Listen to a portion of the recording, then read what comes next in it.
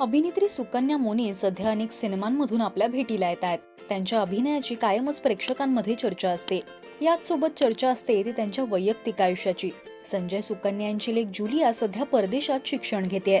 तिच्या कॉलेजच्या ऍडमिशन वेळी स्वामींची प्रचिती आल्याचं सुकन्या यांनी रेडिओ मिर्ची मराठीशी बोलताना सांगितलं। त्या म्हणाल्या, जुलियाच्या ऍडमिशनच्या वेळेला तिला सोफिया कॉलेजमध्ये ऍडमिशन घ्यायचं होतं। संजय तिला म्हणाला, तू रुयाला ऍडमिशन घे, कारण तिथे आमच्या ओळखी आहेत। तेव्हा ती म्हणाली, म्हणूनच मला तिथे जायचं नाहीये, मला वेगळ्या ठिकाणी जायचंय, मला एक्सप्लोर करायचंय।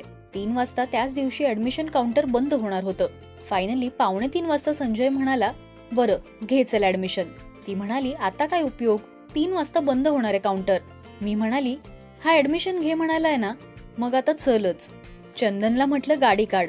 तो म्हणाला, मॅडम आपण किती फास्ट गेलो ना तरी आपण 15 मिनिटात पोहोचू शकणार नाहीये। मी म्हटलं, मला माहित नाही, तू चल। आम्ही निघालो। निघताना स्वामींना म्हटलं, पहिल्यांदा माझ्या लेकीने हट्ट केलाय, मला माहित नाही, तुम्ही तो पूर्ण कराच। मनात माझा मंत्र चालू होता। धावत गेलो। जुलियाला म्हटलं, काय तो 10 रुपयांचा फॉर्म घे आणि वर पळ।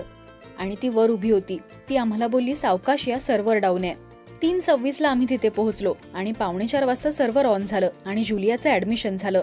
स्वामी तिच्या बरोबर कायम आहेत। तुम्हाला कधी अशी स्वामींची प्रचिती आली आहे का, हे आम्हाला कमेंट्स मधून नक्की सांगा।